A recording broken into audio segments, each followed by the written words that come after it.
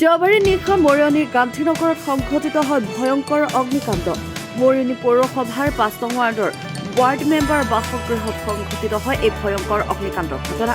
অগ্নিকাণ্ডৰ ফলত এটা বাসগৃহ সম্পূৰ্ণৰূপে ভস্মীভূত হয়। অগ্নিকাণ্ডত কেইবা লক্ষাধিক টকাৰ সা সম্পত্তি জুইত জাহ যায়। ৩খন অগ্নি নিৰ্বাপক বাহিনীৰ বাহন আহি জুই নিয়ন্ত্ৰণ কৰে। অগ্নিকাণ্ডৰ সূত্ৰপাতৰ কাৰণ বৰ্তমানেও জানিব পৰা হোৱা নাই। পুনৰ জনাইছো এই মুহূৰ্তৰ এটা গুৰুত্বপূৰ্ণ খবৰ। দেওবাৰে নিশা সংঘটিত হয় মৰিয়নিৰ গান্ধীনগৰত এক ভয়ংকৰ অগ্নিকাণ্ড।